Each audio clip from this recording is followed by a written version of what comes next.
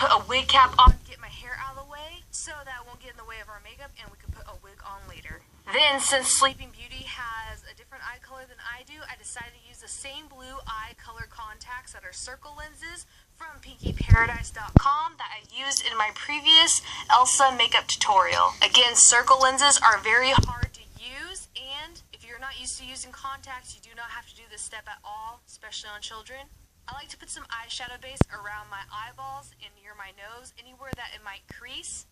And then spray on some makeup setting spray. I like to do this instead of a primer. Now I'm just going to take a light color foundation. I am using Laneige BB Cream. This is one of my absolute favorite foundations lately. If you are doing something for a photo shoot, do not use a BB cream because it might have a cast in flash photography from all the sunscreen in it. But this was the lightest foundation I had on hand, so that's what I'm going to use today. And it gives a very great natural finish. Doing that all over my face, and make sure that you drag that down your neck as well. If you do not have this, Maybelline Fit Me foundation I heard is great, and I absolutely love Revlon Color Stay. Then using one of my absolute favorite new brushes, this is the Sigma 3D HD Precision Brush. I'll put a link down below where you'll have a promo code to get a discount off, because this has been so great for my under eye concealer. You could just flip it over and it gets in the creases near those luxury under eye bags that I possess in my face. I'm using a Poise Cosmetics makeup palette for corrections. If you do not have that, because it is super expensive, you can always use my favorite Sonia Kashuk's Hidden Agenda Concealer as a dupe, or any concealer that you just like. Now I'm about to do the very popular Kim K highlighting and contour. First, using a highlighter of a cream-based makeup that is very light for my skin, doing that on the high points under my eyes, and that highlighter on your chin is just going to make my round face look a little bit more angular than it is. Then I'm just getting a contour cream color. For your contour, you might want something that is taupe, because it gives a natural shadow instead of just straight up brown that might look dirty. I love using taupes, and then later on you can add some bronzing colors of more browns on top to adjust it to whatever shades of contour that you like. You can use brown if you want, but I like taupes. I feel like I'm getting very picky and specific, but I just want this to look as realistic as if Disney princesses may be real in real life. Doing it in the natural contours, you know, the usual nose, hollow of the cheek, around your forehead and temple, under your jaw, places like that. Then I am getting a damp beauty blender to buff all of that color in.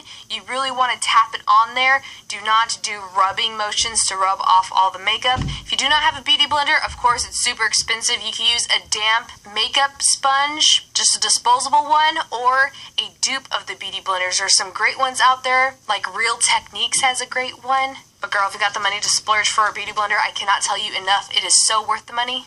Then I'm just getting one of my absolute favorite setting powders. This is Bare Minerals Mineral Veil in the Hydrating Powder. Has a tiny bit of sparkle, but a little bit of yellow tone to cancel out any blueness. Doing that in my eye area first and then all over the face. Then I'm just going to use the contour color of the Benefit Hoola Bronzer with a giant fan brush on top of those taupe contours that we did earlier.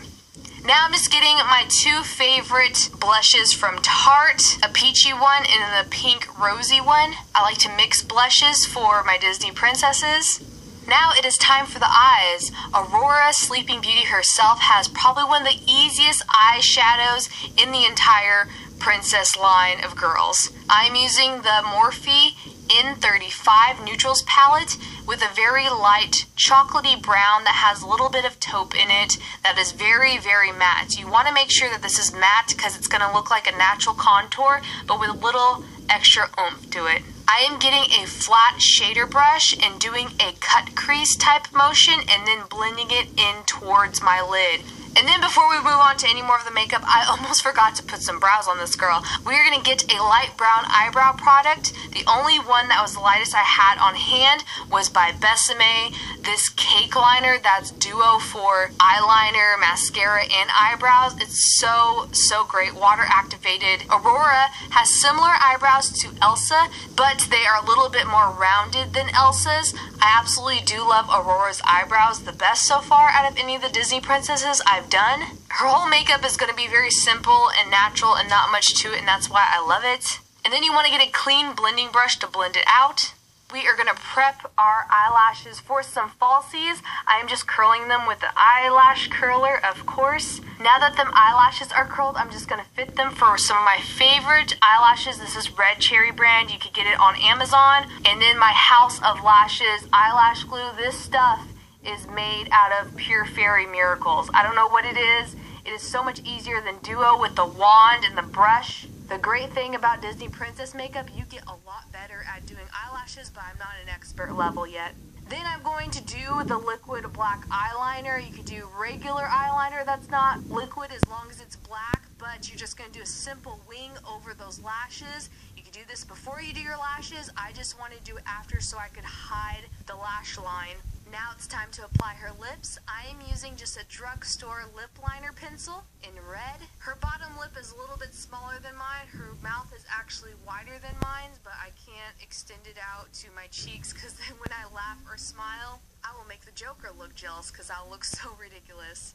Then I'm using this very fancy, expensive lipstick that I had. I just really was attracted to the color and it's perfect for this. I decided I needed to contour my nose a lot more because she has a very, very slim nose. And it's a lot longer than mine, but we can't do no plastic surgery magic here on the YouTubes. And never would I want to do that. That would be terrible. And now that you think your makeup looks semi-on point to Aurora's, it is time to put on this wig. I absolutely love the way this wig flows. I am not a fan of the color. It is very, very yellow. It is very, very difficult to manage because it's so much hair. I feel like a Sailor Moon child.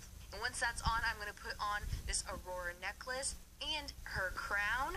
Once you think it looks good, you are done with your Aurora makeup. The beauty portion of it, that is. She always has this side-eye type look in the Disney movies. It was super hard for me to find a reference picture of her face straight on, but she always has her face tilted or her eyes looking off to the side, looking for her Prince Charming perhaps. This wig definitely reminds me of Princess Peach from Super Mario Brothers. Stay tuned